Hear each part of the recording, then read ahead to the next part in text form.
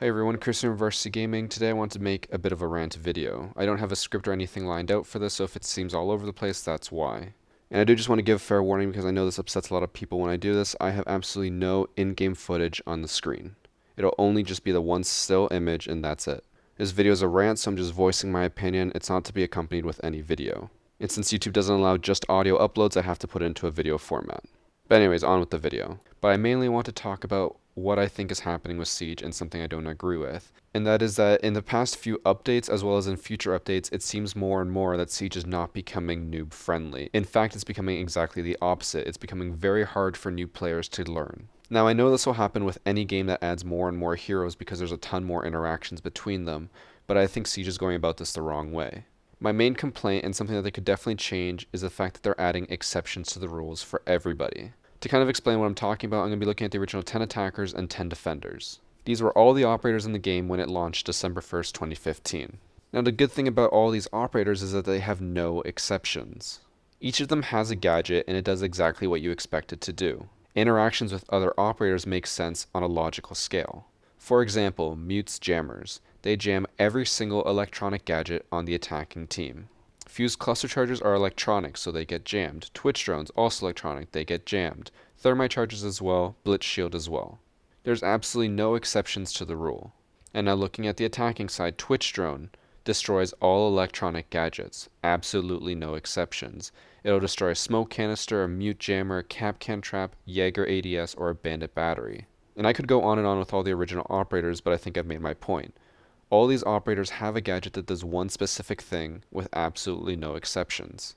And then as we went on with DLCs, it's becoming less and less like that. The first two seasons didn't really take any effect. Buck and Frost work exactly as intended and have no exceptions, same with Blackbeard and Valkyrie. However, with Skullrain and Beyond, it kinda seems a little different. The only exception I can make is that Capitão's bolts don't get hit by Jaeger ADSs. Overall, this makes sense in a logical sense that they're not actually grenades or anything like that. They're crossbow bolts, so they won't get hit by an ADS. However, when new friends are picking up this game, I always make sure to mention that because it is an exception. For a new person who doesn't really understand the exact details of every single gadget, they're going to think, hey, a crossbow bolt, that'll get hit by an ADS because ADS hits projectiles. Whereas no, the ADS only hits grenades. So that one's not too much of an issue and we can kind of move on from there. Moving on to Red Crow, we have Hibana and Echo. Echo has no inconsistencies, that's fine. Hibana did have one, but it's since been changed. Bandit's gadget is, if any electronic comes in contact with it, it'll get destroyed, even team gadgets. However, Hibana was the exception to the rule. If Hibana shot her pellets and then set them off, they could not be destroyed by the bandit batteries. This has since been changed, so it's no longer an exception. So on the overall, out of the entire first year of DLC operators, we only have one exception, the Capitão one that I mentioned. But now moving forward into year 2, there are a lot more exceptions. With Velvet Shell, we have Mira and Jackal. Mira causes an exception with Twitch. Twitch is known for destroying any electronic gadget. However, she can destroy the canister on Mira's windows, which aren't electronics themselves. It makes sense because she's shooting a taser, a little needle, and that'll destroy a canister. However, for new people, that doesn't really make too much sense. A perfect example is my friend Rob, who's new to the game. You've probably seen him in a lot of videos. He does not know too much about the interactions. He finally got Mira the other day, and he didn't know that Twitch drones destroy his mirrors, so he just let them run around. And when they destroyed his mirrors, he had no idea what was happening. And the unfortunate reality is that noobs like this aren't going to learn about these exceptions unless they have someone tell them or they witness it for themselves. Which more often than not, it's going to take a few times before they really register what's happening. And yes, some people might make the case saying, oh, that's just how games work, there's always a learning curve. However, I kind of disagree. When you're starting to get operators like this, everything should be consistent and should follow a pattern. But before I get more into that, we're going to move on with the rest of the operators. Jackal can track any defender as long as he sees their footsteps. The only exception being Cav. However, I don't mind this exception because it actually has something to do with her ability. It's not something inherent in Cavieta herself. If she is not using her silent step, she will still get tracked as per usual. So the defender actually has to know and actually do something acting on being tracked. When they act on it, they can counter it. That is fine. However, I don't like it when your gadget just simply doesn't work a certain way because of another exception. That just makes the learning curve harder for no apparent reason. And then we're going to move on to the Blood Orchid operators. This is where I'm going to get really ranty. Up until this point, Ubisoft has not really touched much on the lore of the game. Any lore in the game so far has been fairly basic and operators really don't have much background. You can read into them a bit if you want, but they're really not that fleshed out. And then as we got into Blood Orchid, Ubisoft decided to change that, the most obvious being Ela. If you go to the patch notes for Blood Orchid, Ying and Legion both have their own little tabs showing their loadout and basic information. However, once you get to Ella, she has her own dedicated page with a shit ton of backstory and a ton of information about her character.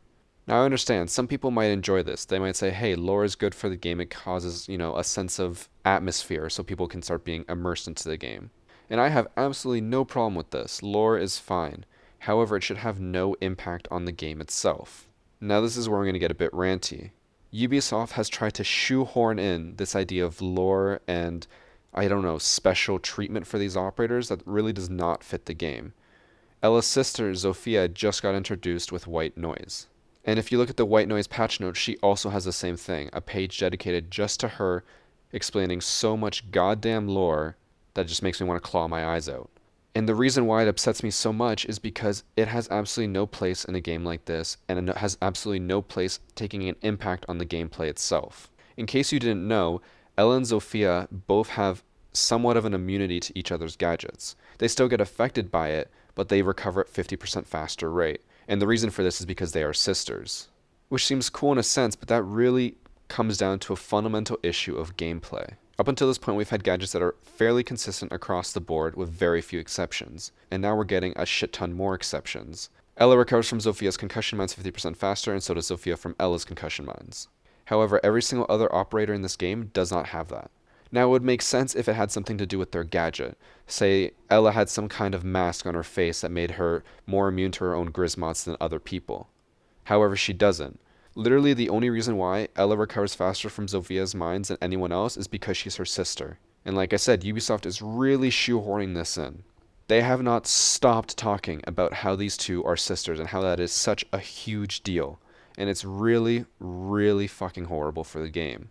There have been a lot of complaints about why Ella is an overpowered operator, and Ubisoft keeps trying to say, we don't want to change her too much because we want her to be unique, because that fits her lore. If you haven't looked at her lore, there's a lot of there. I honestly haven't looked too much into it, but from the summaries that I've heard, basically Ella wants to be more unique from her sister. She doesn't want to follow in her footsteps, which is why she has so many unique stuff. She has that green laser sight, she has green hair, she has a different portrait than anyone else, and on top of that she has a laser sight on her pistol. Which is all fine and dandy, make them unique, but make them balanced. And I believe for the most part, a lot of Pro League players as well as high-level players have said Ella needs to be nerfed for her gun. She does not need a 50-bullet magazine. But Ubisoft doesn't want to change that because it makes her unique. She should have 50 bullets to stay unique. That makes no sense. This lore should not be impacting the game as much as it is. I don't know how many of you guys know this, but back in I think it was a closed beta or closed alpha, all of the original CTUs had their own unique abilities. I honestly can't remember whether I read this up online or if I actually played back then and remember it, but as far as I remember at least, the SAS operators were all immune to smoke canisters, and then the FBI operators all had more immunity to explosions. And I think GIGN had something to do with being able to take more damage from bullets because they had more armor, stuff like that. But all of this was removed. But now they're kind of bringing it back and only for specific CTUs, which really, I think, is bullshit. Like I said, if Ella and Zofia both had some type of gadget that gave them a reason for being more immune to these Grismots, I would understand. But they don't. They are literally just more immune because they want them to be more immune because they are sisters. And Ubisoft won't stop reminding us how often that they are sisters. Every single chance they get, they'll be like, hey, did you know that Ella and Zofia are sisters? 2 minutes later, oh right, remember, they are sisters. It's incredibly important in an FPS shooter that lore does not matter at all. Just remember, they are sisters. And speaking of this, let's go into Zofia and talk about why she is kind of a broken mess. I'm not going to go outright and say that she's overpowered because we don't have enough information to know whether that's true or not. I played with her today on Ranked in the TTS servers, but Ranked is a shit show there because no one's really taking it seriously, everyone's kind of dicking around, it's hard to gauge whether she's actually powerful or not. Based on preliminary findings, I can kind of say that with confidence her guns are incredibly powerful, her gadget's incredibly powerful, and the ability to pick herself up is just fucking mind-boggling. And then let's get into that, what she can do. So if you don't know, Zofia has a gadget. It's basically a grenade launcher like Ash's, where she can shoot either 2 impact grenades or she can push a button to toggle to the other barrel, which has 4 concussion mines like Ella. So basically, she's a combination of Ash and Ella. And she can fire her grenade launcher as quickly as she wants. It's not like Ash where you have to reload it. And then on top of that, she can pick herself up when she's down. She doesn't need someone else to do it. The trade-off being that she gets revived with 1 health instead of 50. Now this is where I get back into the lore aspect. The whole reason why she can pick herself up is because in her lore, she talks a lot about becoming a leader and being the top of the squad, stuff, no, random shit like that. Really, that does not matter. So because of this lore, she can now pick herself up because that's what a leader would do. That to me just makes absolutely no sense. If it had something to do with her gadget, sure, that can work. Like Doc, he can stim pistol his leg and revive himself. That makes sense. His stim pistol is supposed to provide health, he can revive himself. Perfect sense. Sophia? No, she can just pick herself up. Like, no explanation needed. She can just do it. Because why not? And unless you're someone like me who really looks into all the patch notes and tries to learn everything, you're really not going to understand why. Most new players especially will just be like, wait, why can this one person pick themselves up? I'm sure if you showed any noob Doc, and you were like, hey, his stim pistol can heal people and pick them up when they're downed from a distance, does it make sense that he can pick himself up? Most people would say yes. Then you go to Sophia and say, hey, her gadget is that she has a grenade launcher and a concussion launcher. Can she pick herself up? No one's going to say yes because that literally makes no sense. That has nothing to do with her special ability. And this is not a matter of it being overpowered or not, because like I said, we don't really know whether it is. But the whole point is that Ubisoft has become very inconsistent with their gadgets, and it's just becoming a shit show of what each operator can do. And the whole point of this video, like I said, is that it's becoming harder for new players to learn. New players are not going to understand these new operators because they have so many exceptions and so many changes to them. They don't fit the standard mold of this is your gadget, this is what it does. Now I understand, to make new operators you need to get creative and you need to add in new things. However, I think this is the wrong approach. Make a person with a gadget that makes sense. And don't give specific operators exceptions to other operators just because they want to. Talking about exceptions, we'll move on to the next two operators. The two South Korean operators. We have the defender Vigil and the attacker Dokabi. I don't know what to call her. Honestly, I just call her Bukaki because I really don't know how to pronounce her name. Anyways, her special ability is that if a defender dies, they'll drop their cell phone. She can then hack into the cell phone to control all of the defender's cameras, even the Valkyrie cameras. Now, I'm not going to get too far into whether this is overpowered or not, because like I said, we really don't know. However, what's upsetting me is the exception. There's one defender who doesn't drop a cell phone when they die, and that is Echo. The reason being is because he has a wrist pad. Now, lore-wise, that makes sense. I'm sure so many people would complain if Echo suddenly dropped a cell phone when he died. Who gives a fuck? Make it more consistent. I'm sure there's probably people out there, new people who buy the game, like say the Deluxe Edition where they get all the operators and they're like, ooh, I want to try this hacker chick. They kill Echo and they're like, wait, what happened? Where's the cell phone? These small exceptions to the rules are what's going to make it a lot harder for new players to learn the game. Especially players who don't really know every single operator. They're not going to look at Echo and be like, oh, he's not going to have a cell phone because he's a wrist pad. That makes sense. No, they're going to say, hey, he's a defender. He should drop a cell phone. And on top of that, I guess I kind of misspoke. Bukaki's ability is that she can use her gadget to make all the cell phones ring on the defending team, and they have to manually turn them off. But however, Echo is not affected by this because he's Echo. He doesn't have a cell phone. So he basically has two direct counters to this one operator. And now while that might be good because that makes Echo a better operator overall since he can counter this one specific new one, it's not good for the game's health. Yes, it might help certain operators get higher pick rates, ones that aren't being picked as much as they want them to be. However, this is the wrong way to go about it. You should not have operators have inherent natural counters to other operators without doing anything. Like I said, Caveira and Jackal, that makes sense. Caveira has to toggle her ability at the specific time in order to counter it. It actually, to a small degree, takes skill and knowledge in order to pull it off. However, playing Echo and countering Dokabi does not take any skill at all. You literally just have to be there. You have to be an operator sitting there. You don't have to do anything. You don't have to toggle anything. You just have to exist. And this is where I get frustrated, is all these exceptions are coming in. It's going to be harder for new players to learn the game. Now, a lot of you might say, who cares? Who cares what the new players think? It's actually incredibly important what they think. Although all of us might love the game and we might just be like, oh, new players just have to spend their time and learn the game, that's not how it works, unfortunately. I've introduced a lot of people to this game and a lot of people have slowly started to learn it. However, not everyone's as dedicated as the other person. Rob started learning this game and he loved it because I actually made a Smurf account, played with him at low levels, and tried to slowly teach him the game and talk about specific operators. If I hadn't done that, he might not have liked the game as much.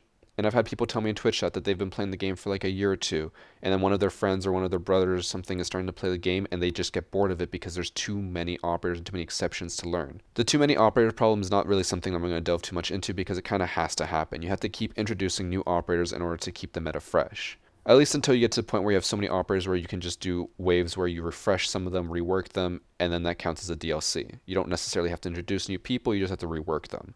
However, Siege is not at that point. They need more operators, but they need them to be consistent. Zofia and Ella should not counter themselves naturally just because they're sisters. That literally makes no sense.